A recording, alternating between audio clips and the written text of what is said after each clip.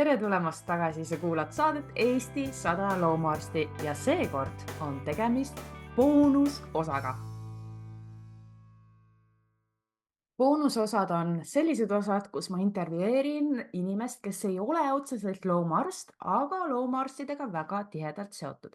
Ja tänane külaline, mul on nii hea meel, et oma kutse vastu võttis, sest et temaga vestlemine on alati üks suur kingitus. Saab nalja, saab vahel isegi nutta ja saab hästi palju targemaks.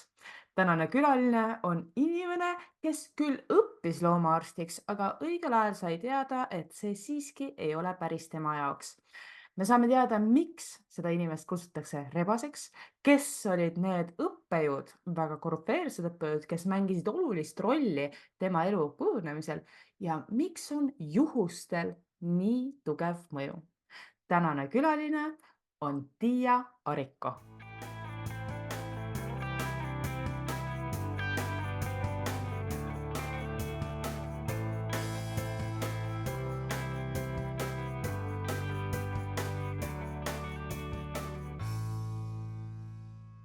Tiia, mina tegin natuke taustauuringut. Oota, ma kohe ütlen sulle, et nii lahedalt hääletoon muutus.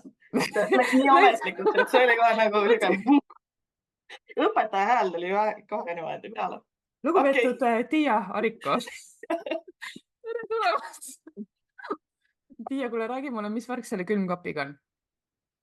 Külmkapiga on see värk, et kui meid lükati koroonasse ja lükati kinni ja minul oli anda, issa ma ei mäletagi, koer oli mul siis.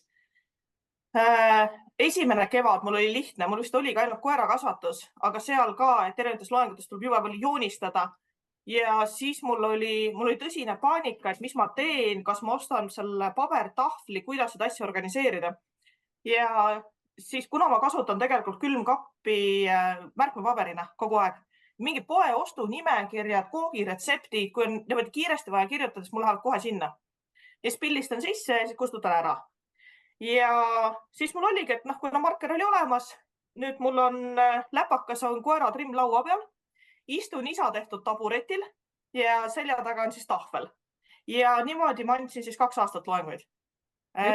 Iseenesest oli väga äge ja eriti äge oli kuskilt, ma ei tea, kus kohas see käis läbi meediast, et keegi suurtest tähtsatest kiitis, et kui leidlikud on õpetajad, ta on näinud, või kuulnud, kuidas keegi kasutab külmkappi tahvlina. Ja kusjuures mul oli hädasti külmkappi vaja, et tema vaene õnnetu hakkab vaikselt otsi andma. Ja kui te käite poes ja vaatate valgeid külmkappe, siis kõikidel on mingid paganamad sildid siin ees. Või mingi tabloo või midagi. Ja ma ei taha sellist. Mul on tahvlit vaja. Sul on tahvlit vaja? Mul on tahvlit vaja, sest ka igasugused, praegu ka hästi popid on igast Zoomi loengud ja muud asjadeks. Ja siis ma kõik need annan oma köögist. Et koer on laua all siin kuskil ja siis mul on tahvlit vaja. Minu arust on see tõesti väga leidlik. Ja praegu ka üks niuke ilus naeratav nägu või silmapaar sealt vastu paistab, vahepeal selle valgusega ikka natuke nagu näitab ka. See on see, et ma ei oska üldse joonistada. Ma võin joonistada see, kuidas... Kui ma seletan seda, mismoodi hundikari jahti peab, siis kuidas mina joonistan põtra. Nii. Ja kõik need, kes kuulavad meid Spotify's peavad üle minema. Aga see on põdra moodi. See on põder, absoluutselt. See on täiesti arusaadavalt põder. Ja see on see, kuidas mina joonistan. No, mis siis? Peasi, et info kohale jõuab inimesele, on ju? Ja siis mul on täditütar, kes on võitnud pesamunavõistluse. Või mis iganes see konkurss on. Ja ma olen kohutavalt kade. Ja on mille nimel või kuhu püüelda. No jah, vaata, see on mul veel puudu. Tiia, kuule, mina vaatasin ja ma tegelikult ju natuke nagu teadsin ka, aga siis mõtlesin, et ma ikka natuke internetist vaatan uuesti üle. Ja umbes 25 aastat tagasi sügisel üks Tiia astus ülikooli sisse veterinaarmeditsiini erialale. Ma ei ole nii vana, eks. Keegi ütles, et mul on, et see, kas see on sina, kes ütles, et vanus on 24 pluss elukogemus? Jaa. Jumalaud, oli sul vaja sellised numbrid välja öelda? Ma võin ära võtta pärast, aga ausalt öeldes mul oli ka üllatus, sest et tegelikult, ma ei tea, see tähendab, et mina olen juba mingi ülikooli lõpetamisest 15 aastat saab või? Et kuhu see aeg läheb? Vaata, seal on see, et normaalne inimene, kui ta astub ülikooli või noh, üldse läheb kooli, eks ju, siis noh, kõigepealt saadakse noh, klassikaliselt 12 aastat, niisugust nagu sunnitöölaagrit nii-öelda. Mhm. No siis tuleb 3+2. Noh, Mhm. veterinaarid on natuke kehvad. No meil oli ka 5 tegelikult. Aga noh, minul tundub, et ma olen saanud eluaegse. Nojah, ja vaata nüüd sa ei Ja saa ma ei ära tea, ka siit enam mitte ja kuskile. ma ei tea, mis pattu ma olen teinud, eks ju. Ei, ma tegelikult ikka mõtlen mineku peale ka vahepealt. See on siuke, Vara kes veel, mulle tööd pakub? vara veel. Aga tead, ega enne kui me jõuame sinna veterinaariasse, ma tegelikult ikkagi torgin natuke sinu lapsepõlves ka, et mis vanuses sul tekkis selline arusaam, et loomad on the way to go ja et tahaks loomadega oma elu rohkem siduda. Räägi natuke lapsepõlvest siis. See on see, et ma peaksin siia tee asemel veini panema. Ja või Vabandust, konjakit või karastusjoogi. karastusjoogi. Alkoholism on pahem. Ma olin 5-aastane, kusjuures ma mäletan seda ise. Võib-olla oli varem ka midagi, aga esimene hetk, mida ma ise mäletan, oli circa 5-aastane. Ma olin meie Oja tänava kodu juures ja me läksime maja eest ja ma ütlesin emale, et ma tahan õpetatud koera. Mitte, et ma tahan koera, vaid ma tahan õpetatud koera. Ja kui me esimeses klassis klassijuhataja lasi kirjutada paberi peale, pani ümbrikutesse, liimis kinni, kelleks sa tahad saada. Ja siis, kui me algklassid lõpetasime, minu arvates sellist asja ei tohiks teha nii vara. Aga kui me lõpetasime, siis mul oli täpselt sama soov. Ratsasporditreeneriks. Väga spetsiifiline. Jah, aga seal oli tegelikult hästi head põhjused. Vaata, siis kui mina laps olin, siin teil siis veel plaaniski, eks. Aga kui mina laps olin, siis filme oli vähe ja päris palju oli selliseid mingeid vene filme, kus olid mingid miilitsakoerad ja piirivalvekoerad ja eks sealt tõenäoliselt tuli. Et algne teema ja peas siuke loom üldse, ma olen kogu aeg olnud. Aga siis, kui hakkasid tulema reklaamid asjad, siis reklaamiti ju ka välja, et kuhu saab õppima minna. Ja siis Vanavõidus kuulutati välja, et on ratsasporditreeneriks, kutsekasse saab minna õppima. Ja eks ma siis seda nägin ja siis ma tahtsin. Aga ratsutama ma hakkasin 10-selt alles. Et hobustega ikkagi kokkupuude oli enne, kui... Ei olnud. Selles mõttes, et unistus oli. Ja kui ma siis 10-selt teatasin vanematele, et ma tahan ratsutama minna, siis ma mäletan, et tema oli vastu kategooriliselt. See on nii ohtlik, laps kukub ennast puruks. Ja suur loom astub jala peale, mida iganes veel. Isa ütles toilise rahuga, et loomade juures ei ole ükski laps hukka läinud, täiesti nõus. Ja küll tal see läheb, see hoog mööda. Me laupäeval grillisime farmis, kus ühel pool oli ponide aedik, teisel pool hobuste aedik. Ja eemal jalutavad haned. Ja siis ma tuletasin ka neile seda meelde, et see oli. Läks hästi üle, on ju? Mõtlen, aga lapsevanemad ei tohi selliseid asju öelda laste kuuldes, sest et siis tekib automaatselt niuke trots, et ma sulle näitan, kuidas see veel üle läheb, on ju.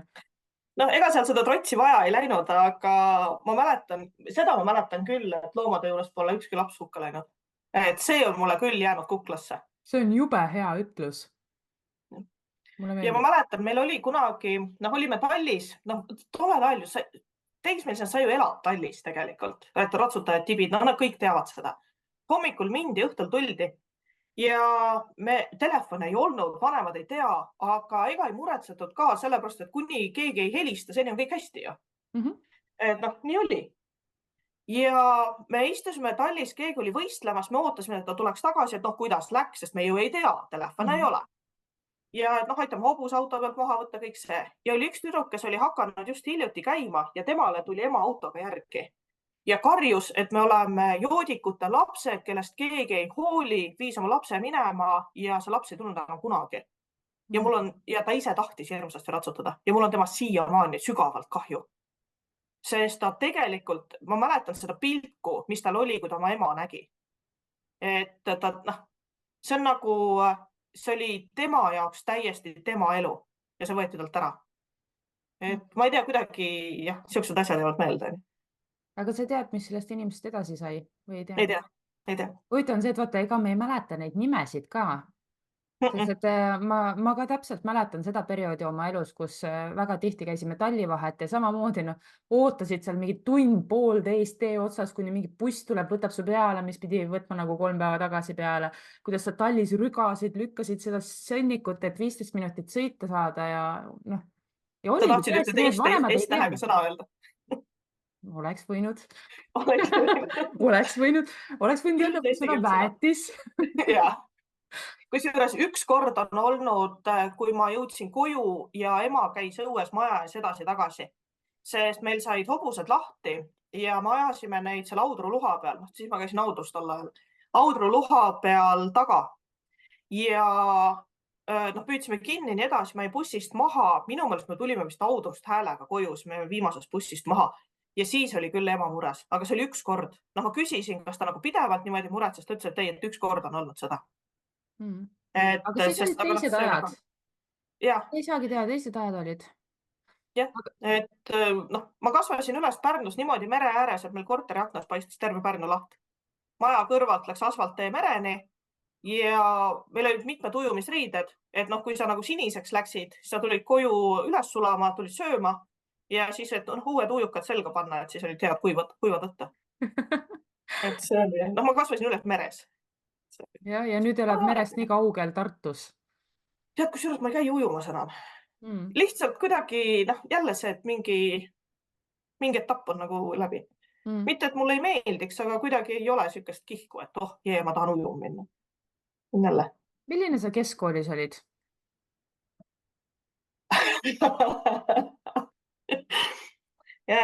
Keskkooliga on ka lahe lugu. Kas sa tead, mis koolis ma käisin? Ei tea, aga väga paljud on tulnud siit sellest Treffnerist. Ma ei tea, mis Treffnerisse tuleb ohutahvel panna loomaarsti haridusega inimestele, sest et seal on... Aga Pärnus ma ei ole sama, aga ma kaugel ka ei ole. Pärnus ma käisin põhikooli, käisin Sütevakas. Nii et mul on tugev humaanitaust ja ma olen väga-väga rahul selle humaanitaustaga. Mul oli täiesti hirmus ajalooõpetaja, kes õnneks ei tapnud ajaloo huvi ära. Ajalugu on mul jätkuvalt. Need, kes mu loengutes on käinud, need teavad, et ma olen ajalukku ka alati. Aga jah, siiamaani mäletan mingisuguseid Liivi sõja neid aastaarve ja asju. Seda, et hästi tugev humaanitaust ja siis ma teadsin, et kui ma gümnaasiumisse lähen, et ma ei taha jääda Sütevakasse.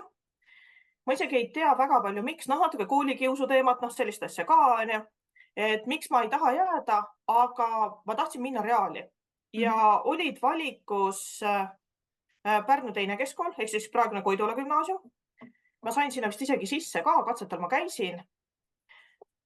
Muide algklassid ma käisin ka Pärnu esimeses keskkoolis üldse. Mul on sealt ka väga ägedaid klassikaaslaseid. Aga tänapäeva kuulsuseid igalt poolt. Aga siis, et oligi Pärnu teine ja nüüd tuleb point. Nõo. Ma olen nõokas. Ja nõo teema oli tegelikult suuresti ka sellest, et mu vanemad olid hästi palju sellest rääkinud, sest minu vanemad olid Nõos samas klassis. Minu tädi ja tädimees olid Nõos samas klassis ja minu onu ja onunaine, kas neil oli aastavahet või paralleelides või kuidagi niimoodi. Igatahes mul on ema poolt terve seltskond on nõokaid ja kõik rääkisid sellest täiesti vaimustusega. Ja ma teadsin, et see on tugev kool ja natuke kodust ära ka.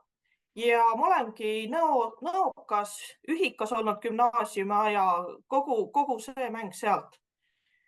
Ja mis mulle Nõost tohutult meeldis, ma võin sellele koolile nii palju reklaami teha. Et täna kusjuures 1. aprill, kui me lindistame, et nõokad panid just üles selle hommikul kuulutus, et avatakse uus õppekava molutamine. Ja et vilistlased võetakse õpetajateks ja siis mina kirjutasin sinna direktori postitusele alla, et kas ma saaksin erialatundides osaleda, sest ainuke asi, mida ma Nõos ei õppinud, oli molutamine ja siiamaani ei oska. Ja kui sul on klassikaaslasteks maailma olümpiaadide kuldmedalistid, no sa ei moluta. Ja meil oli klassijuhatajaks oli matemaatikaõpetaja, tohutult tore inimene. Ja ta tegi kord nädalas järeleaitamistundi, mis oligi, et noh, kui sa tundides ei olnud aru saanud, et siis sa õhtul läksid, see ei olnud sihuke, et noh, sa oled mingisugune pidur, vaid lihtsalt, et sa läksid ja need, kes tahtsid minna olümpiaadidele, need said minna tegema olümpiaadi ülesandeid. Ja me käisime seal tegemas olümpiaadi ülesandeid võidu. Noh, siuksed ogarad. Ma ütlen, et see on see Ühiselamus, õige keskkond, millest tuleb kasvada, et täpselt, jah. korrutustabel võidu, olümpiaadi ülesanded võidu, vot nii sa lokkad, mitte nii, et kes Jah. rohkem, ma ei tea, mängib mingit mängu. Ja meil oli ka, et noh, ülikoolis, kusjuures mind šokeeris see, et kui oli mingisugune kontrolltöö, mingi eksam ja siis, et kas sa õppisid või noh, eriti esimesel kursusel õppinud oled, ei, et kes see õpib, noh, särki-värki. Ja nõos oli see, et mis mõttes sa küsid sihukest asja, loomulikult ma õppisin. See lõuna ajal oli vaikne tund, mis oli mõeldudki see, et kes õpib, kes puhkab, kes teeb mida, aga lihtsalt, et ei käidud teistes tubades, aga sa tohtisid käia õppimas. Ja me läksimegi teiste tubadesse, me õppisime koos. Et see oli nagu sellest, noh, mitte ei oleks saanud nagu pidu pandud ka, et noh, niimoodi, et igasuguseid asju sai elus tehtud. Aga see õppimiskultuur ja noh, see oskus õppida, et see tuli küll sealt. Et ja noh, keemiaõpetaja oli eriti lahe. Noh, see on jälle, et keemia põhi mul on suht tugev. Noh, jälle, noh, suht tugev, ennast kiitmast ma ei väsi. Aga just see keskkooli keemia, kooli lõpetades ma ei arvanud, et see on tugev, sest ma olin täiesti klassi keskmine. Ja sihuke, noh, olümpiaadidel ma ei käinud, sest noh, ma olin klassi keskmine, sest noh, mida sa sellist saadad, eks. Aga esimene tund keemias, noh, üle Eesti tulnud lapsed kokku ja istun Dianaga tagapingis, taganurgas, ajame juttu. Ja siis õpetaja hüüab diagonaalis üle klassi. Ariko, vait! Mul oli siuke, mis mõttes? Aga noh, tegemist oli minu vanemate klassijuhatajaga, kes pani pildi kokku. Sest no mitte kedagi teist ei tundnud, ta tundis ära ainult Ariko. Ja noh, siis ta röögatas mu nurka. Õpetaja hüüdnimi oli Mool, kõik kutsusidki Mooliks. Ja röögatas mu nurka, aga sealt tekkis ka kuidagi see, et noh, siuke respekt ja noh, ma pidin pingutama hakkama, sest ta tundis mind. Ja siis, kui meil oli lõpupidu, siis riigieksamite tulemused tulid viimasel hetkel tol ajal või noh, siis pärast lõpetamist alles tulid riigieksamid ja keemia riigieksamid parandati Nõos. Ma mäletan, ma tulin läbi arvutuskeskuse, lilled käes, siis Mool oli siuke suur tädi, tuli koridoris vastu, surus mu oma suure pehme rinna vastu ja sosistas kõrva 90. Nii et keemia oli tehtud, mis ma sain siis niimoodi koridoris enne teada. Issand, kui äge. Aga no on äge kool. Ma tahaks nüüd Nõo kooli minna. Ma ei tea, mida selleks tegema peab. Et just, ma ütlen, et noh, siin ülikooli alguses ka, et kui tudengid tulid ühikasse, mina elasin tornis 4 päeva, siis ma läksin erakasse ära. Aga tudengid ühikasse ja need pidutsemised, sarvede maha jooksmised, et noh, minul oli see kõik tehtud juba. Et see oli nagu teistmoodi. Et siis tulid ikka õppima ülikooli? Kusjuures seal oli üks jama, et kui ma tulin ülikooli, siis mul esimene aasta oli nii lihtne, et ma hakkasin loha laskma. Sest mingid asjad olid lihtsad. No füüsika näiteks, füüsikapraktikumidest pidin mingi kuule loopima ja asju tegema. Mina olin Nõos seda teinud juba, aga jumala äge on neid asju teha. Ja siis, kui ma ühes viimastes praksides ütlesin praksi juhendajale, kes oli siuke noor tüdruk, et noh, et Nõos ma olen neid teinud, ta vaatas mulle otsa, et miks sa kohe ei öelnud. Ta oleks mind ära vabastanud praksidest, ma ei tulnud selle pealegi. See praksi juhendaja oli ka nõukas. Siis teadis kohe. Ei no ta teab, on ju, et mul tädi kunagi oli proovinud selle laulupea rongkäigu ajal, seisis tänava ääres ja hüüdis iga natukese aja tagant. Elagu nõukad ja mingi 2-3 vastust oli ikka. See on täiesti omaette gäng. Nõukad on omaette gäng. No aga äge ju. Aga ongi äge. Ja vaata, kui tulevad niisugused tipptegijad, siis noh, ma ei tea, mis siin nagu suurepärane eeskuju lihtsalt. Aga just see, et see õppimine, see, et sa teedki asju ise, sa mõtled asjad ise välja, see on nii äge. On. Ja see, kui sa õpid kasutama oma seda mõistust, mis sulle on antud, et minu arust sa oled ikka ka tihti öelnud, et kui saaks ikka õpilastele kopaga mõistust juurde või kuidagi mingi selline väljend on. Minul on pigem see, et loogiline mõtlemine. Mm. Vaata, kuna mul on see matemaatika taust ja füüsika taust, sul on tegelikult sinna vaja hästi palju loogikat. Et matemaatika ongi ju loogika suuresti. Mhm. Ja füüsika ka, et kuidas asjad kokku toimivad, nii edasi. Ja kui siis mul on tudeng, kes tahab, et ma ütleks talle vastused, tudeng, kes ei saa aru, mis asi on protsent. Mhm. Ma mäletan, kui ma istusin siin tahvli ees ja ma küsin tudengitelt, et mul oli see protsent, eks ju, 14%, mitu grammi kilos see on. Ja ta ei tea. Ta ei suuda aru saada sellest, et 14% on 14 grammi 100 grammis, 140 grammi 1 kilos. Ja tudengi tagasiside tuleb pärast, et õppejõud ei ole abivalmis. Siis mul ongi nagu siuke, istud ja mõtled, et ta on loomaarst tulevikus. Mina ei lähe oma loomaga tema juurde. Mina Inimesed õnneks tean, õnneks kes ta on. arenevad ka, et ei saa Arenevad küll, aga jah, et. aga jah, see on vaata järelikult ikkagi alghariduses on midagi puudu jäänud sellest loogikast. Jah. Aga okei. Sa õppisid ära, no mitte päris lõpuni selle veterinaarmeditsiini, et esimene aasta oli lihtne, keemia, matemaatikat meil ei olnud, aga füüsika, kõik läheb hästi, need on ju esimeste aastate Jah, ained. jah. Kus kohas siis otsustasid, et peab ikkagi vahetama eriala? Mul esimene asi, ma isegi ei tea, miks mul kas ma puudusin esimesest paarist loengust, siis ma ei saanud ree peale, mul on puudu immunoloogia rida. Vaat seal on ka need eeldusained, eks ju, lähevad järjest. Ja immunoloogia, mul on seal päris algus puudu.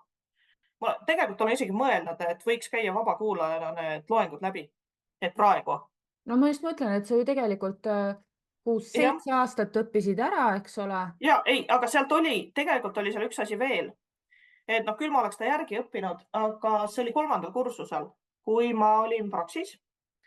Ja ma olin sellises toredas kliinikus, mis kunagi oli siis Genno kliinik, nüüd mis ta on meil Pärnu väikeloomakliinik, ei ole. Ütleme, Genno kliinikut kui sellist enam ei ole, aga jah, ta on nüüd Pärnu väikeloomakliinik. Jah, Pärnu väikeloomakliinik. Nii et Genno ja Marti ja Ants Kuks oli tol ajal seal, väga äge kliinik. Aga meil tuli sisse üks hästi raske trauma ja see omanike reaktsioon seal juures, kogu see möll, mis sellega oli, asi lõppes eutanaasiaga pärast operatsioone, mis iganes, see oli nii kole. Mul vanemad tulid, kliinik pandi kinni mingi 2-3, vanemad tulid järgi mingi 9-10 ajal alles.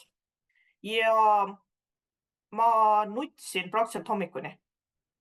Ja siis ma sain aru sellest, et mul tuleb pisar silma praegu. Siis ma sain aru sellest, et minust ei saa seda loomaarsti, kes tuleb asjast eluga välja. Sest ma võtan selle koju kaasa. Ja mul küsimus ei ole isegi mitte nii palju see loomateema ja vastutuse teema või see, vastutus ka. Aga pigem mitte see vastutus, et omaniku jaoks ka vastutus looma ees. Ja kui siis tuleb omanik ja omanik on nõme kogu selles asjas ja omanik ei võsta vastutust looma ees, siis lähen mina katki. Ja ma olen olnud abilisena tööl pikemat aega. Ma ju virvendan praegu igasuguste loomadega. See ei ole mulle probleem, aga see vastutus looma ees ja siis sellele omanikule selgeks teha. See on see, sest mina tõenäoliselt oleks olnud selles mustas nimekirjas loomaarstidest. Et kui ma oleks lõpetanud arstina. Ja ma siiamaani mustas nimekirjas otsekohesuse eest. Ristide nimekirjas. Ristide nimekirjas. Et ma siiamaani ei kahetse seda otsust, sest mul on, vist üks kord olen mõelnud, et äkki oleks ja siis see mõte läks hästi kiiresti ära. Aga see oli ka mingi käitumiskeisis, et ravimite teema, et siis oli siuke korraks. Aga aastatega koostöö kõik hästi. Aga mul on see põhiteadmised, alusteadmised on olemas. Nii koera süstida julgen, süstida oskan. Hobusel võtan jalad üles, teen 100 imet ära. Lamba keeran külili. Mul ei ole probleemi erinevate asjadega mingi protseduure teha ja teine asi, ma näen. Ma näen ära, kui loom lonkab, ma näen ära, kui loomal on valus. Et see põhi ja taust ja see on olemas.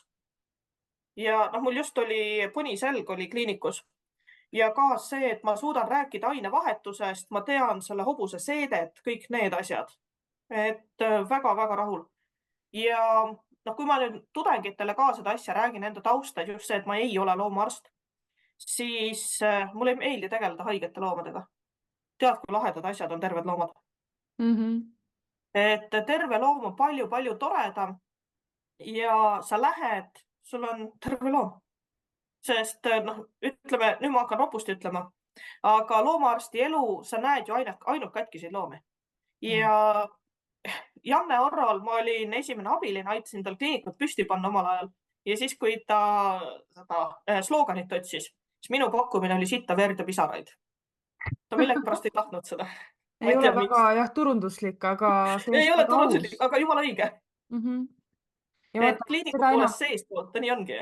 ja seda enam, et kõik need inimesed, kes süüdistavad loomaarsti või üldse kliinikut selles, et nad vihkavad loomi ja teenivad ainult raha ja arvestades just tänapäeval, kus see teenus on ju tegelikult üsna kallis ja inimesed ikka veel ei saa aru, et loom ongi vastutus ja see ongi kallis, et siis nagu see minu arust murrab iga loomaarsti südame, kui hakatakse teda süüdistama, noh, ma ei tea, südametuses ja rahavarguses ja nagu ma ei tea, no ei ole see loomaarst süüdi.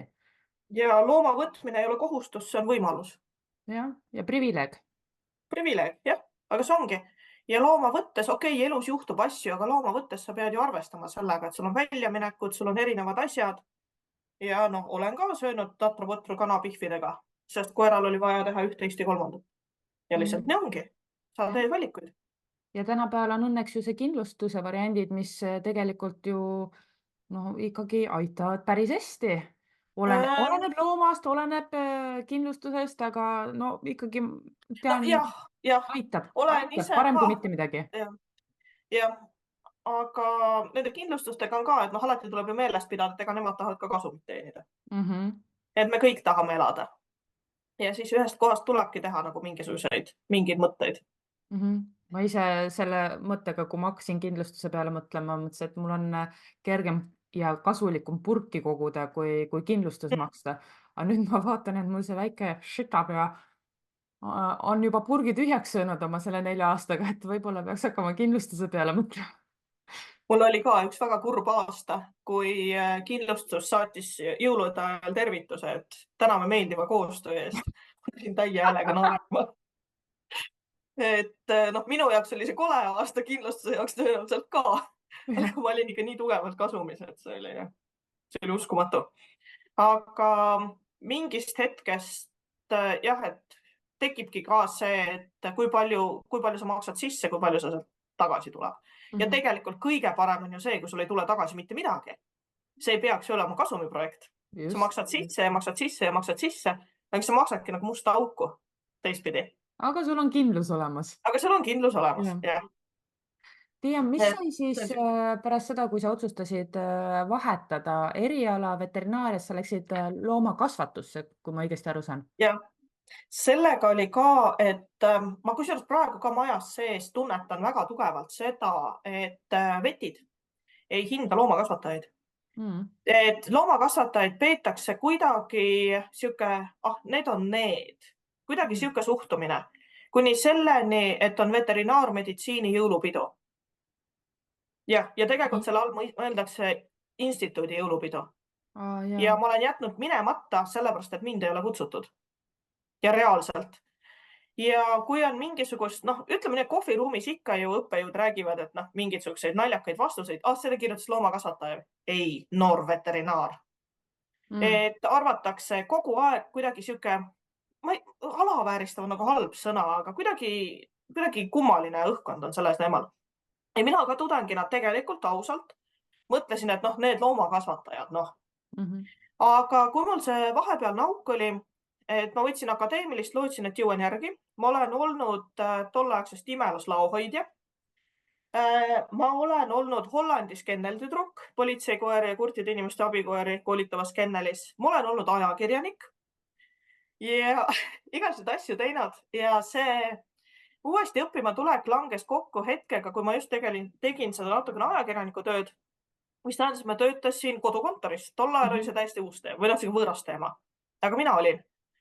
ja ma läksin tegelikult pabereid välja võtma ülikoolist üldse.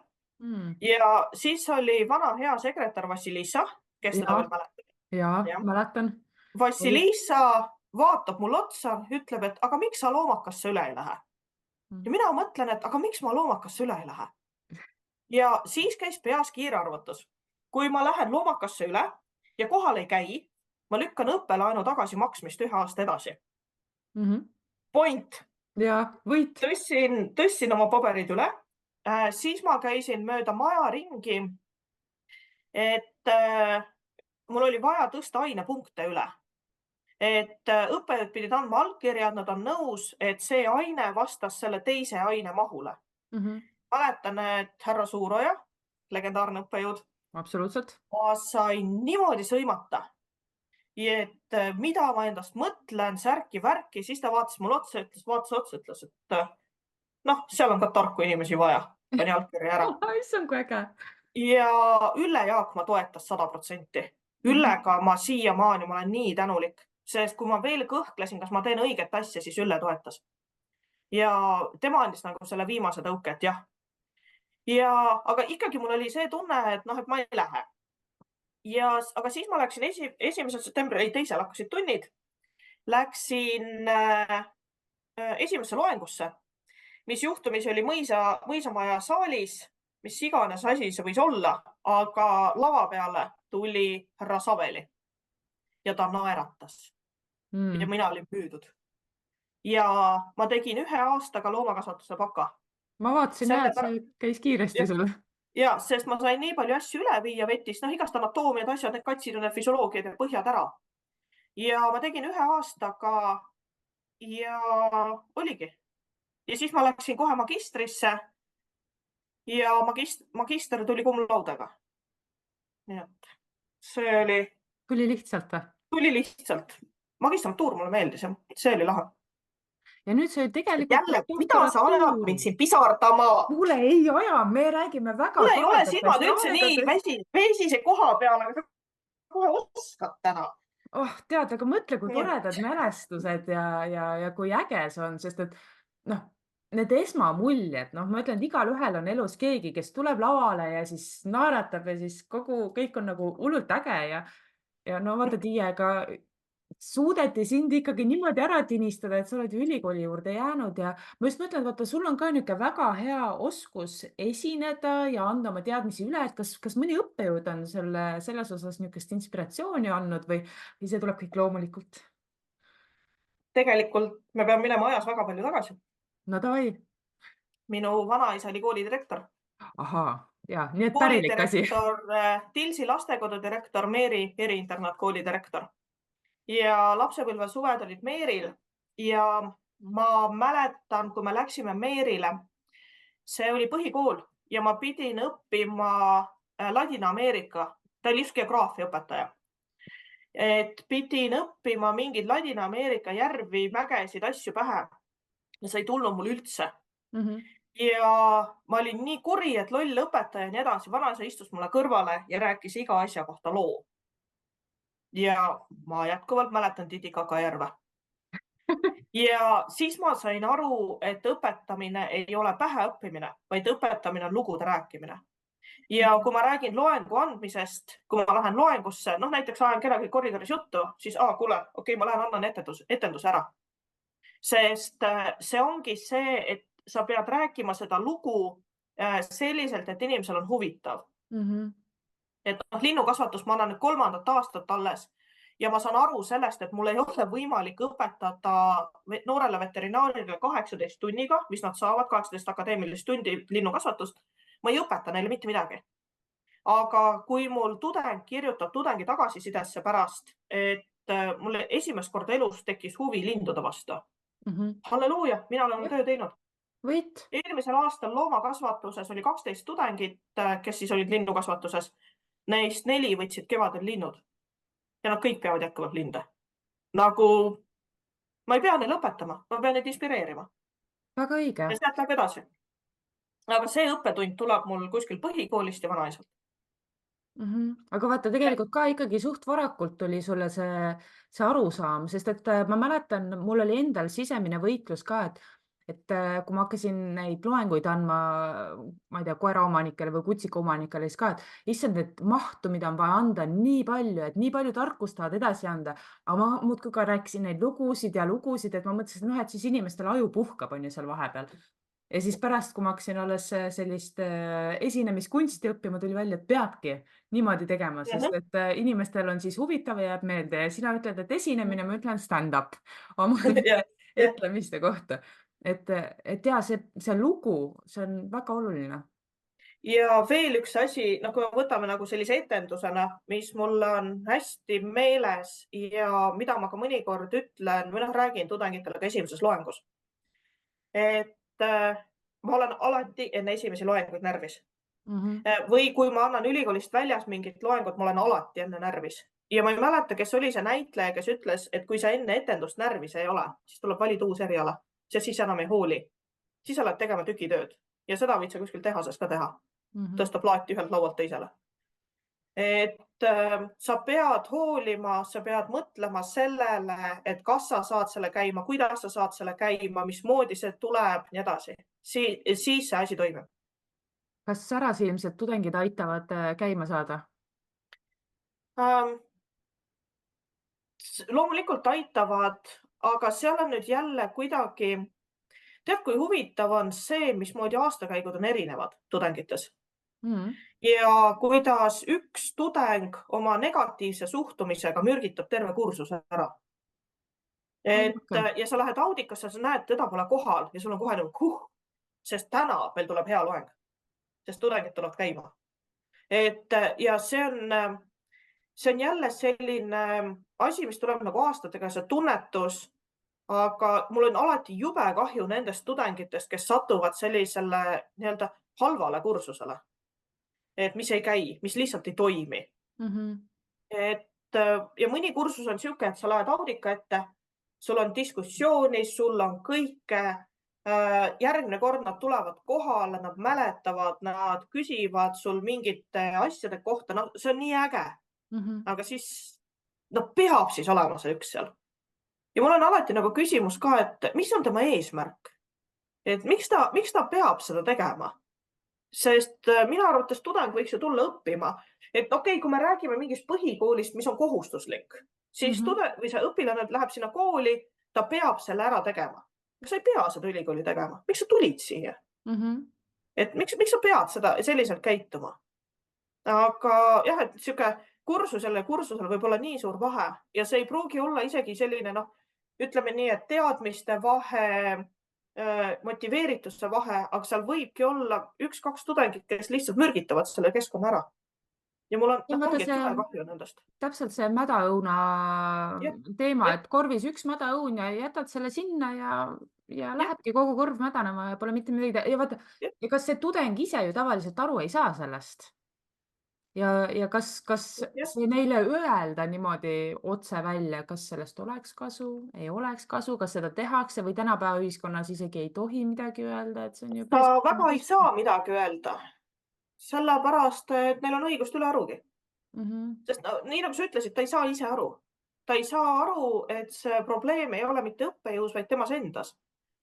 Ja see on, nüüd me läheme nagu hästi musta teemasse tegelikult sisse, aga ma ise olen just viimasel paaril aastal tundnud, et meil õppejõududele hästi palju räägitakse seda, kuidas olla toetav õpetaja, toetada tudengi õppimist, mis on õpetamismeetodid selliselt, et see oleks toetav õpetamine. Aga kuhu on jäänud see, et see on tudengi vastutus, kuidas õppida. Tudengi kohustus käia koolis. Mul oli täna 18 tudengist audikas 5. Kas see on minu probleem? Mina ei saa aru, kes on see tudeng, kes otsustab, et ta ei tule sinu tundi, sest et see on ju tasuta etendus. Tasuta etendus, jah. Aga linnukasvatus, neid ei huvita. Aga ei ole meie instituudi inimesed. Aga seal ongi, et ja siis ta tuleb arvestusele või eksamile ja ta kukub läbi ja siis sellest on saanud õppejõu süü. Kuidagi. Et miks ei õpetata tudengit, kuidas õppida? Ja praegu on ka see, et tegelikult ülikooli on jõudnud ju need tudengid, kes olid keskkoolis koroona ajal. Nad olid kodus, nad tegid midagi, neil on teistsugune õpikogemus ja nüüd nad on mingisugusel teisel-kolmandal kursusel.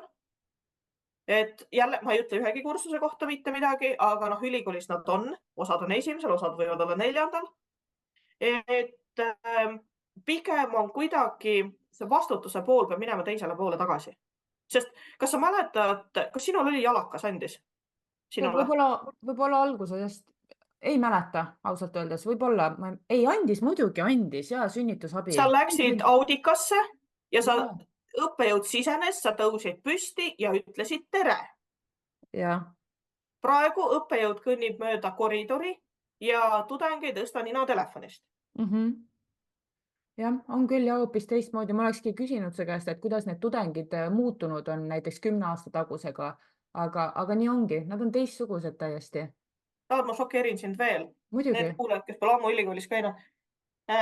Sul käib loeng, tudeng käib korra väljas. Ikka, me ei ole lasteaias, et sa pead küsima, kas sa tohid pissile minna. See on normaalne, et tudeng käib korra väljas. Aga tudeng tuleb tagasi, võtab oma soojendatud toidukarbi, noa ja kahvli ja hakkab sööma. Keset loengut. Ma arvan, et jalakas oleks aknast välja visanud. Aga praegu ta siis kõik lisaks endast selle oleneva, et see inimene ei lõpetaks enam ülikooli ja vahetaks eriala. No, aga sa ei saa, sa pead olema toetav õppejõud. Ja see ei aita, jah. Jah. Aga sealt ongi, et kuskilt maalt on midagi läinud nagu lappama. Ma tõesti ei arva, et tudeng peab tõusma püsti ja ütlema tere loengu alguses. Ma tõesti ei arva.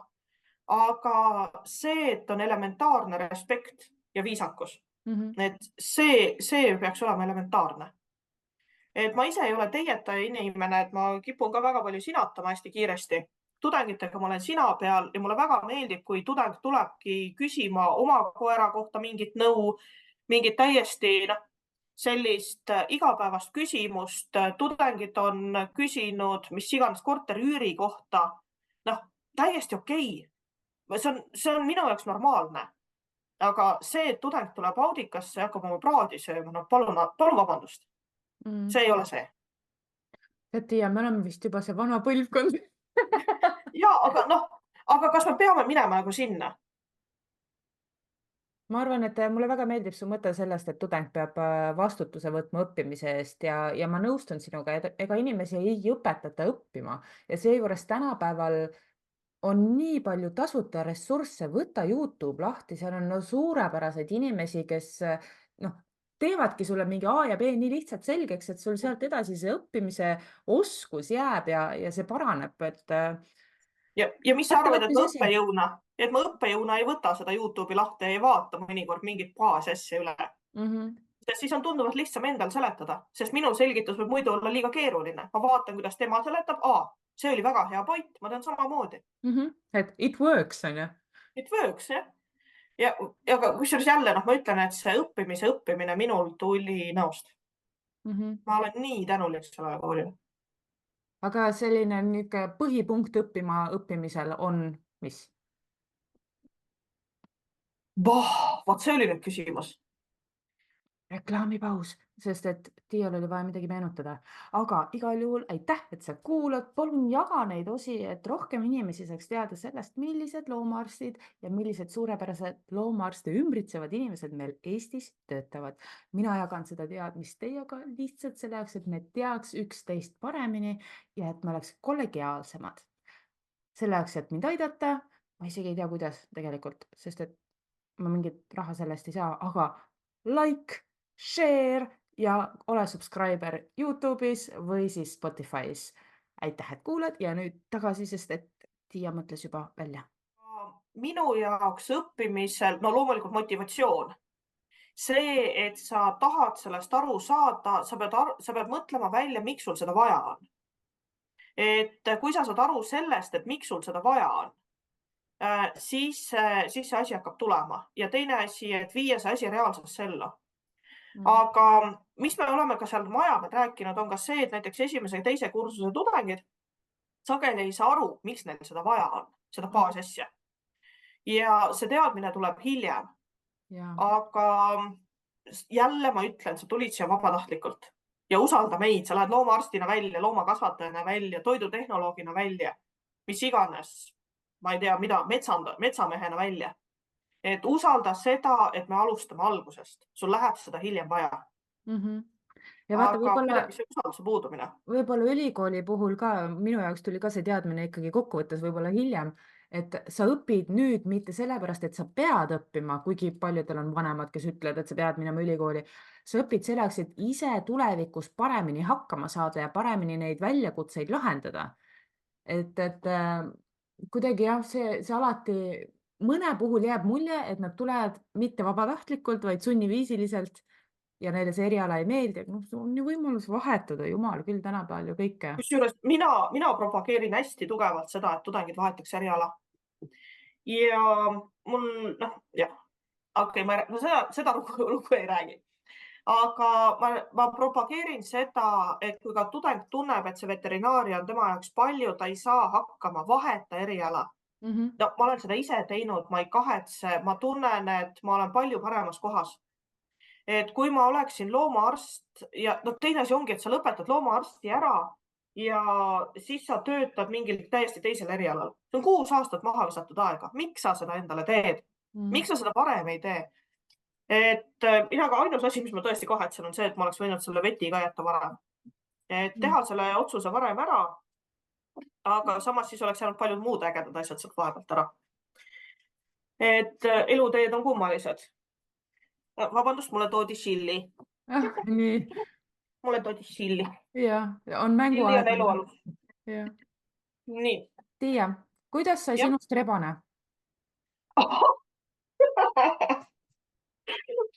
Järgmine hea pauk. Nii. Elasin mina 4 päeva tornis. Siis ma sattusin erakasse sellise inimesega ühte korteris. Vaata, kes ei tea, võib-olla teate, mäletate. Ülikoolil olid korterid, see on raudteäärsetes majades. Mis iganes, kohe seal selle betooni ja seal nurga peal raudteääres. Mina isegi ei tea Mis seda. iganes see tänava nimi seal on. Issand, ma ei mäleta. Okei, aga seal olid ülikooli korterid, mida siis üüriti doktorantidele ja töötajatele niimoodi välja. Et praeguseks minu teada on nad erastatud. Aga siis oligi, et doktorandid said üürida tuba. Ja meil peretuttav üüris seal tuba, aga ta käis hästi-hästi harva. Ja kui minul oligi teema, et ma tulen turnist ära, siis temal see tuba seisis enamasti tühjalt, mina sain tema juurde. Ja korteri naabriks sai parasitoloogias selline inimene nagu Heli Talvik.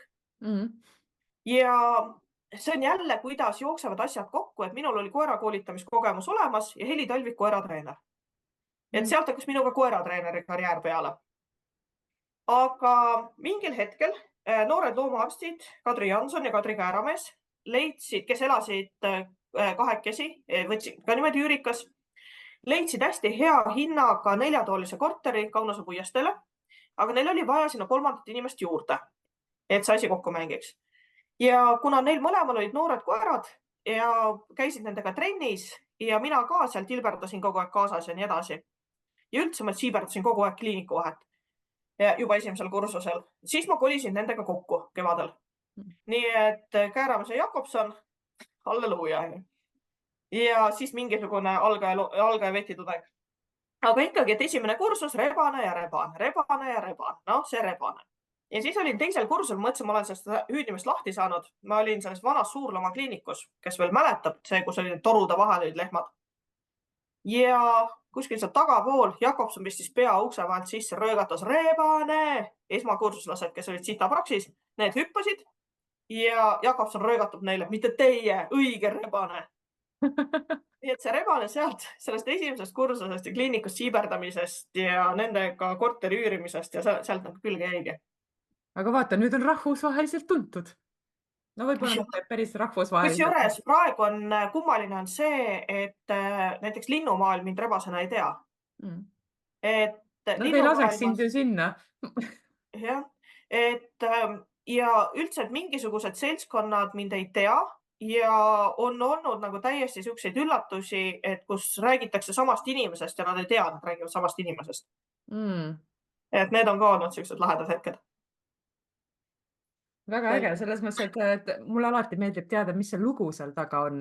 Aga kuidas Ja, sa ise eelistad, et sind kutsutakse Rebane, Tiia, Ariko? issand see. Ähm, selle Tiia nimega mul on tegelikult olnud aegade algusest saadik väike konflikt. Mm. See ei ole minu nimi. Ma ei tea, kui nüüd vanemad seda kunagi kuulavad, siis ma ei tea, mis nad arvavad, aga see ei ole minu nimi. Et mulle oli nimi pandud tegelikult enne sündi, sest mul on vanem vend Tiit.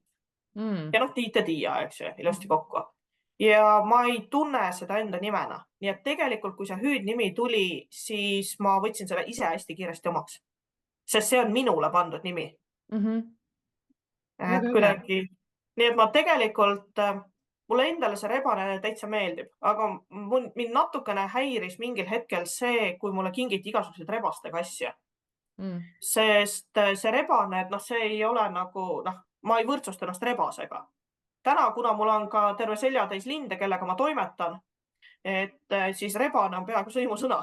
Aga Mm. samas noh, ma võin öelda, et nagu kuradi rebane, et jälle mingit pahandust teinud, aga ma ei võrdsusta seda nime selle loomaga. Mhm. Kuidagi seal on nagu mingi Erineva distants sees. tähendusega. Erineva tähendusega minu Mm. jaoks, jah. Väga Ja äge. mul on ju kennelnimi on ka, on Esaber, Aa. aga nüüd loe tagurpidi, eks ju. Jah. See on kusjuures väga leidlik. Väga äge. Oota, aga nii, nüüd sa rääkisid Helist korraks, et tema tõttu sa hakkasid siis koerte trenniga tegelema. Ei, trenn oli enne. Käitumisega. Trenn oli enne. Kuidas? Trenniga oli see, et ma sain esimese koera, kui ma olin 13. See on jälle pikk lugu, aga ma ei lähe päris algusesse. Aga ma läksingi kohe ka koeraga trenni. Temal igasugused kuulekuseksamid, asjad on tegemata, sellepärast et ma ei teadnud, et kui ma esimesel eksamil kukkusin läbi 14-aastase lapsena, et ma ei teadnud, ma tohin uuesti teha. Mm.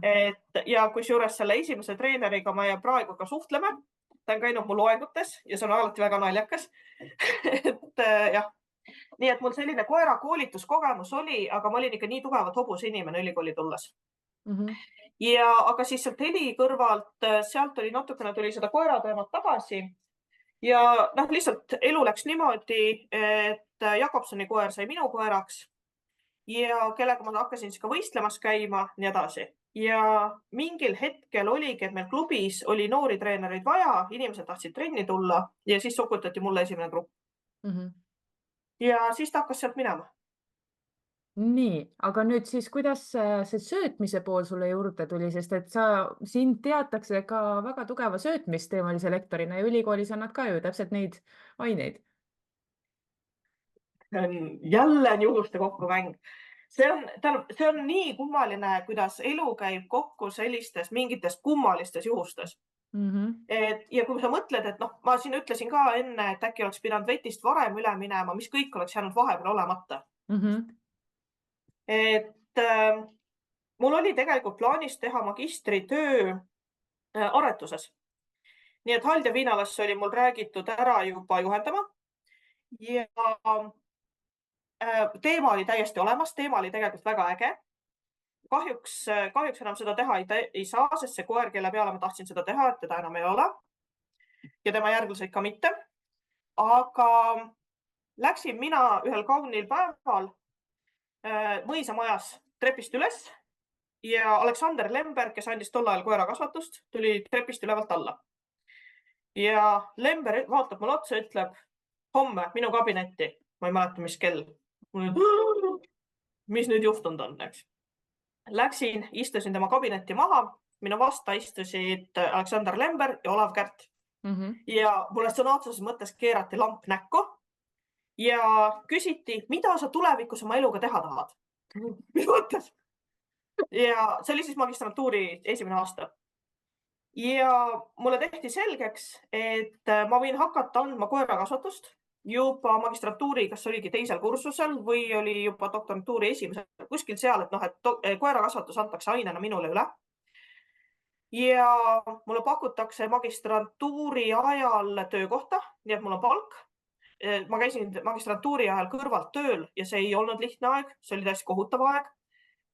Siis jah, teisest aastast mind võeti tööle ja pakuti doktorantuuri kohta. Ja sealt ma sain siis koerakasvatuse õppejõuks. Mul sõnalt mõttes pandi jalg kõrile. Mhm. Ma ei olnud selle peale ise kunagi mõelnud. Kusjuures kui Halde pärast teada sai, siis Halde oli väga-väga õnnetu, et must ilma jäi. Ja kui ma andsin koerakasvatust esimest aastat, siis ma söötmist ei andnud. Söötmist andis Aleksander, sest ma ei tundnud ennast üldse seal teemas kuidagigi sees. Aga siis ma võtsin selle söötmise ka üle. Ja kuna mul doktori teema on seotud tegelikult ainevahetusega, piimalehma ainevahetusega. Ja kuidagi hakkas see loogika mul jooksma selle monogastrilisega ka. Ja siis ta sealt kuidagi läks, et tekkiski see huvipool ja kõik see. Ja sihuke puhas iseõppimine. Aga see Aga tuleb sul hästi välja, sest et no sa annad ju ka Tartu Ülikooli, avatud ülikooli alt neid koerte söötmise loenguid. Tartu Vähemalt oled Ülikool, andnud. ei, Või avatud ülikool, kuidas ta oli Tartu Ülikooliga seotud? Ma mäletan, ma ise käisin. see oli Rahvaülikool. Rahvaülikool, minu arust kõik üks See oli osa. Rahvaülikool, aga sealt mul läksid natuke suusad risti. Aga sa Et tegid seda ja oli väga huvitav, sest see oli võimalus mul kuulata sinu loenguid, et muidu... muide, eile pühapäeval, 31. märtsil, suurte pühade ajal andsin ma Tartus rahvale koerte söötmise loengut 6 tundi. Ja Oleks teadnud. jah, rahvast oli, 20 minutit läks üle ka nagu tavaliselt. Aga täiesti. Ja nüüd aprillis-mais on kasvatajakoolitus Kennelliit ja Lõuna-Eesti Koertekeskus koostöös, kus ma annan koerte käitumist, söötmist ja aretusgeneetikat. Ja neid loenguid ju saavad absoluutselt kõik kuulata, kes on Ja huvitatud, et Kenneliidu koduleheküljel on see info olemas, on ju? ja Lõuna-Eesti Koertekeskuse kodulehel ka. Ja sealt saab võtta ka üksikloenguid. Et ei pea võtma tervet seda kursust. Ja kusjuures kas ta on kasvataja põhikoolitus või algkoolitus, mul läheb kogu aeg sassi. Sellest ei maksa ka üldse heituda, et seal on see kasvataja sees. Et miks teda korraldatakse, on tegelikult see, et kui kasvataja tahab saada endale kennel nime, siis teda enne koolitatakse. Et iga inimene tänavalt ei pea saama endale nii-öelda koeramaailma kaubamärki. Et tal peab ikkagi olema mingi haridus ja haritus. Ja eksam on päris karm. Aga näiteks armas täditütar, kes üle 10 aasta plaanis omal koera võttu ja enne, kui ta endale kutsika võttis, ta käis selle koolituse läbi ja tegi eksami ka ära. Sest minu arvates täiesti suurepärane, seal on loengud, ongi käitumine, aretus, söötmine, paberimajandus, füsioloogia, anatoomia, mis iganes sellised baasasjad. Et minu jaoks see peaks olema nagu selline baas, mis on kõikidel koeraametikel teada. Ja eriti, kui sa võtad ette loomakaitseseaduse, siis loomaomanikul peavad olema teadmised selle looma pidamisest. Ja see ongi alus. Kas ma tohin omakasupüüdliku küsimuse küsida nüüd sinu kui toitumisspetsialisti käest? Nii. No natukene, on ju. Et kuidas on siis selle väga populaarse toortoit versus krõbin, et kumb siis tapab?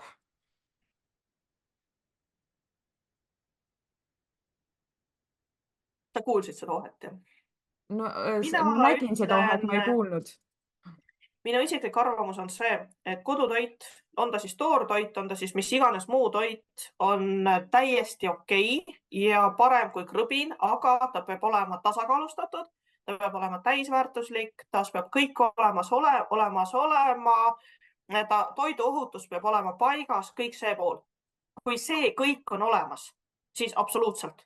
Fantast, tehke veel. Aga kui inimene ei tunne ennast piisavalt võimekana seda kõike tegema, siis krõbin. Sest siis on keegi teine on selle töö sinu eest ju ära teinud. Ja mis on veel, inimene võib öelda, et ta laseb teha endale selle mingi super, hüper, mega toreda retsepti suure raha eest. Ja klassika on see, et tal on kirjas veiseliha, ta läheb turule ja ta vaatab, veiseliha nii kallis, ma võtan sealiha. Ja juba on see retsept läinud vasakule. Et retseptid, ma olen andnud ka põllumajandusloomade söötmise prakse. Mäletate neid ratsioonide tegemise? Halleluuja, mina olen see halb inimene. Sealt tulid minu esimesed hallid juuksekarvad. Tudengid kinkisid mulle selle student tear maagi. Issand, ma oleks pidanud selle siia kaasa võtma. Aga Siis ma ka tudengitele ikka rääkisin, et farmis mitu ratsiooni meil on. Üks on see, mis on paberil. Teine on see, mida loeb sealt mikserimees. Kolmas on see, mis ta paneb mikserisse. Neljas on see, mis tuleb mikserist välja. Viies on see, mis on lehma ees maas. Kuues on see, mida lehm sööb. Ja seitsmes on see, mida ta tegelikult omastab. Ehk et kui me nüüd suudame teha loomale sellise ratsiooni, et see, mis on paberil, selle taga lõpuks omastab, siis on kõik väga hästi. Loomulikult ka kuivtoiduga me ei suuda seda teha, aga äkki saaks sellest 7 ratsioonist vähemalt 3 kätte või niimoodi, et see Moskva telefoni oleks võimalikult vähe. Aga tavaomanik, kas ta on selleks kõigeks võimeline? Aga kui keegi suudab ja teeb ja kõik on paigas, siis absoluutselt. Aga mida ma ka eile, loomulikult tuli ka eile loengus jutuks kodutoidu teema ja kõik see, sest see on lihtsalt nii kuum praegu. Et minu loengu idee küll ei ole see, et ma propageerin midagi, vaid ma räägin neid baasvajadusi ja seda asja. Aga ikka tuleb teemaks ja ma küsisin neilt, et aga kas teil on eraldi külmkapid? Koeratoidu ja enda toidu jaoks. Kas teil on eraldi töötasapinnad, kuidas te see desinfitseerite ja nii edasi? Sest okei, kui inimene läheb ja ostab toorme kuskilt, kus on asi kontrollitud, nii edasi, siis on kõik hästi. Aga meil on müüjaid, kes müüvad lihtsalt mingisuguseid subprodukte, mida nad saavad kuskilt.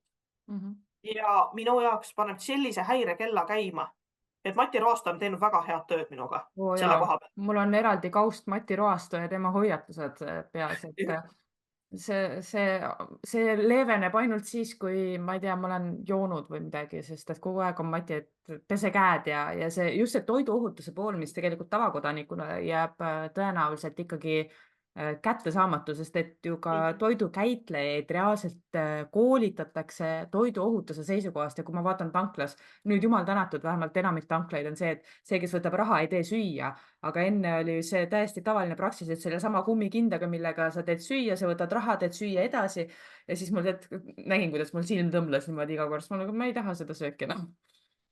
Ja siis ongi see, et inimesel kõrval keeb lapsele puder ja siis ta lõikab kana. Et kana koera jaoks ja see kana on pärit kuskilt või mis iganes magu või mida iganes, eks ju.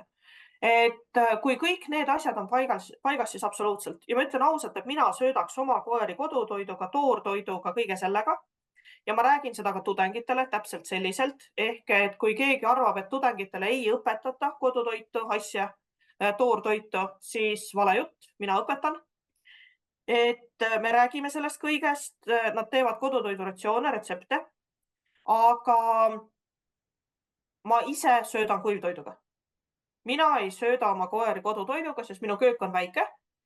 Mul ei ole siin selleks kohta ja teine asi, enam pärast koroona aega see igasugune liikumine on jäänud vähemaks, aga oli aeg, kus ma sõna otseses mõttes elasin autos. Ja toortoidu kaasavõtmine, mis iganes jahutamine, selle külmaahela säilitamine, see on jälle. Ja need, kes ütlevad, et koerad võivad süüa igasugust sodi, siis tegelikult see on jälle jutt, vale, eks. Et koertel seedehäired on tunduvalt rohkem, kui me teame ja arvame, aga nad lihtsalt ei ütle. Kuule, mul on tegelikult jõle halb olla. Koer on lihtsalt tujust ära, issand, ta on täna nii nõme, trennis ei teinud nii. Ja tegelikult teisel võib olla selline, et tahaks tõmmata teki üle pea.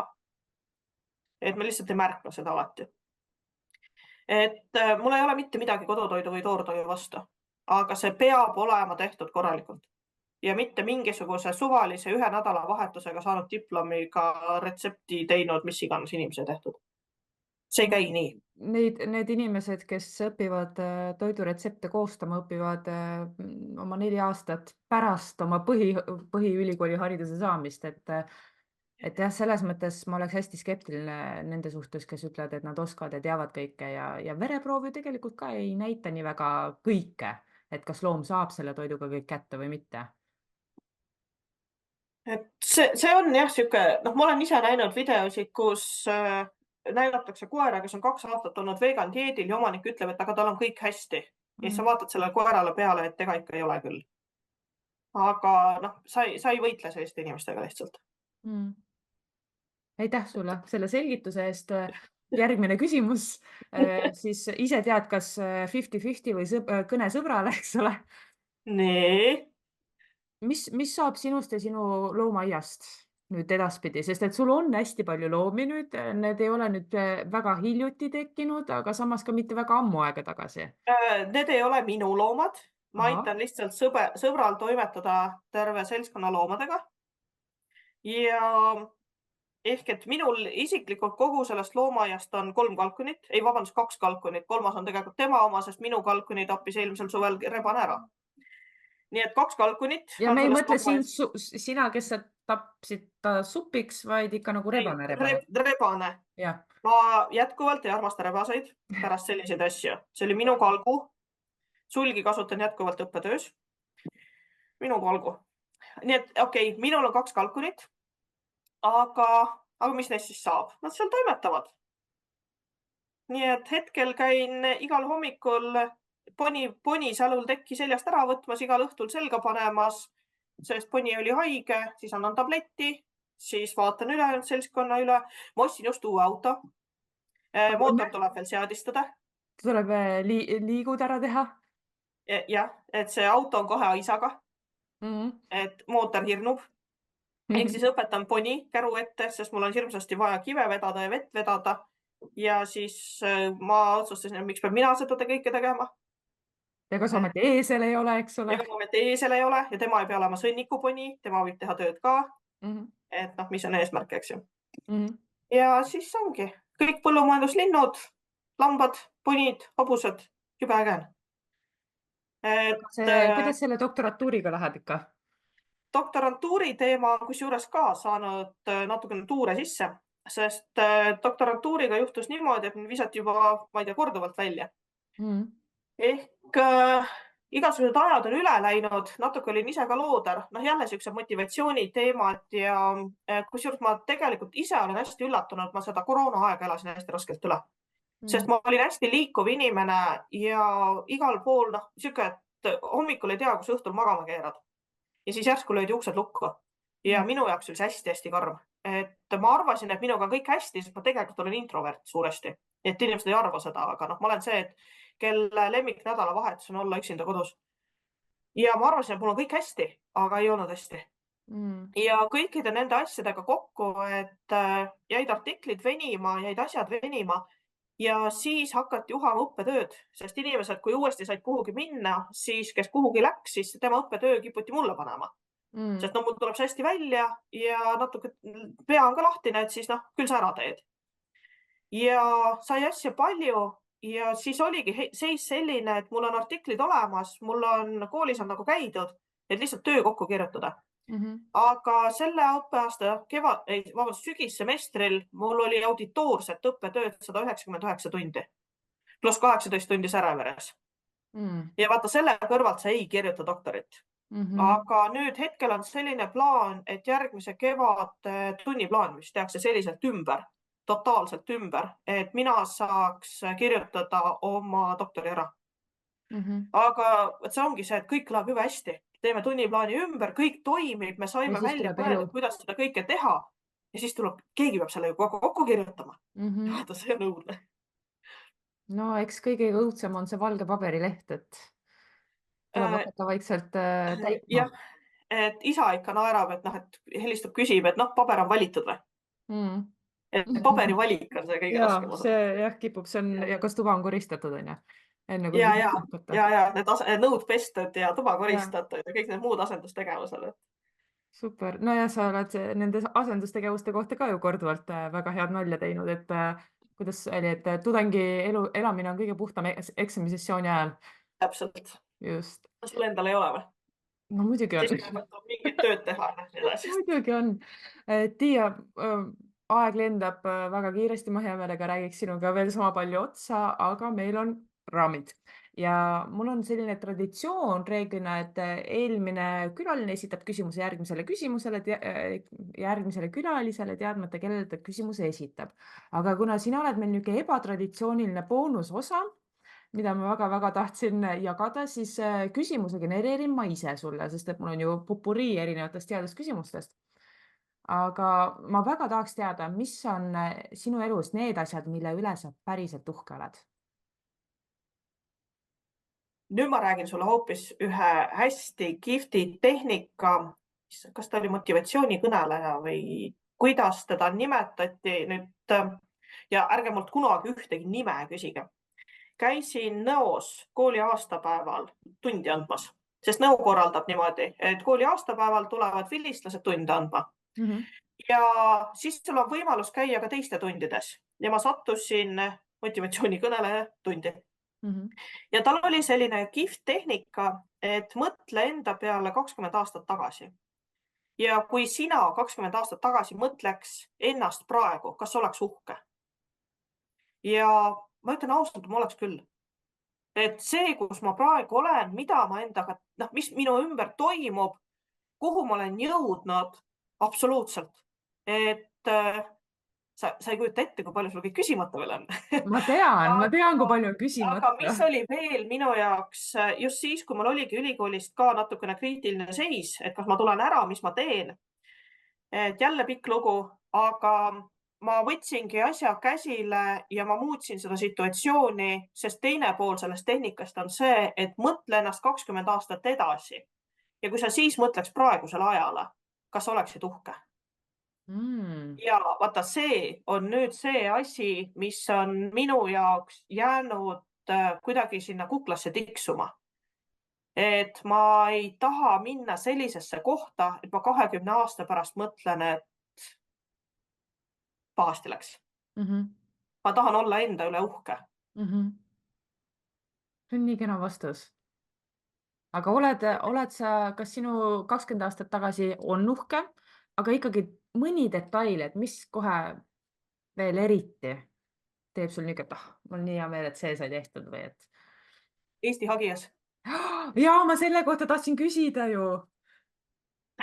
Osa läheb natuke pikemaks, sest et Tiial on, ma tean, et sul läheb väga pimedaks seal lihtsalt, aga ja Eesti Hagias oli mul küsimusena kirjas, räägi kiirelt, mis projekt see on, mis sellest on saanud ja miks on see nii suur ja uhke asi, mille eest anti ka 2019. aastal Kenneli väga suur autasu.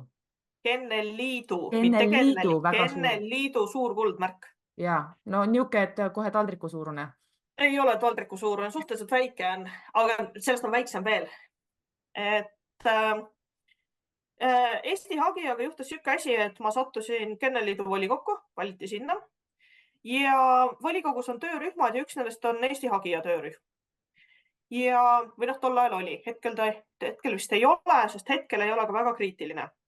Ja kui siis tuli sellega jutuks, et Eesti Hagijal on üritatud saada FCI seda rahvusvahelist tunnustust pikka aega, aga et ei ole võimalik ära tõestada, et populatsioon on piisavalt suur. Siis ärge kunagi öelge mulle, et üks asi on võimatu. Siis me võtame ja teeme selle ära. Ja ma olin ka siuke kontaktisik, koordinaator selles töörühmas. Ja mul on fotosid, kus mu elamine on kaetud Eesti Hagijate sugupuudega. Ja ma suutsin selle sugupuude osa kokku panna, et selle tõestamise osa. Et igasugused standardid, asjad, see oli töörühma teiste inimeste asi, et minul oli siis see sugupuu pool. Ja siis 2019 Eesti Hagijas saigi FCI eeltunnustuse. Et nüüd 29. aastast alates me saame hakata taotlema tähtajatut tunnustust. Et aga siin on nüüd hästi palju tööd vaja teha, seal on eraldi dokumentatsioon nii edasi, et me just siin paar päeva tagasi ühe kasvatajaga rääkisime ka, et me peame uuesti hakkama tööle ja sinna on vaja nüüd, me ise naerame paari orja, ehk siis mõnda magistranti, mõnda doktoranti peale, et on vaja igasuguseid asju, see ori on loomulikult selline naljaga, eks ju. Mitte nii väga naljaga. Jah. Aga jah, et sellise koostööprojekte loomaarstidega, kunagi ma sellest rääkisin ka, aga siis ta vajus jälle varjusurma, aga me peame hakkama sellega uuesti tegelema. Aga see Eesti Hagija, see osa, et ma oleks keegi mulle kunagi öelnud, et Eesti Hagijas saab nii-öelda minu laps. Ei, aga see on nii äge. Miks on Eesti Hagijas nii tähtis? Sest ta on meie ainukene oma koeratõug. Just. Eesti ainuke oma koeratõug. Ja rõhutame alati oma töörühma inimestega, Eesti Hagijas ei ole perekoer, Eesti Hagijas on kõigepealt number 1 jahikoer. ja alles sealt edasi on muud ülesanded. Olla lemmikloom, olla perekoer, olla tore koer. Eesti hagijas on ja peab jääma jahikoeraks. Nii et tööloom. Tööloom, nagu eestlane ikka. Aitäh sulle, Tiia, no tõesti nii tore oli sinuga rääkida. Ma tahan su koolitusi, tahan kõike ja soovitan absoluutselt kõikidele, kui vähegi kuskilt elus tekib võimalus Tiia koolitusi kuulata, olgu või ülikoolis, et Nüüd ma siis hakkan peab minema. Olgu nii, aga head õhtut.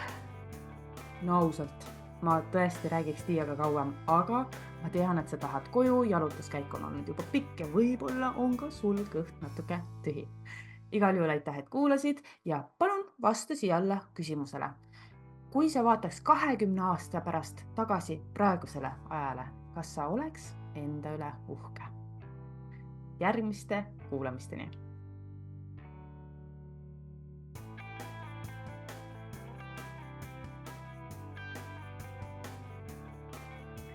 Kui sa kuulasid ära selle osa, siis ma kahtlustan, et sulle võiksid meeldida ka siin need järgmised osad, mis ma olen siia ära linkinud. Suurepärast kuulamist ja ootan sind alati tagasi.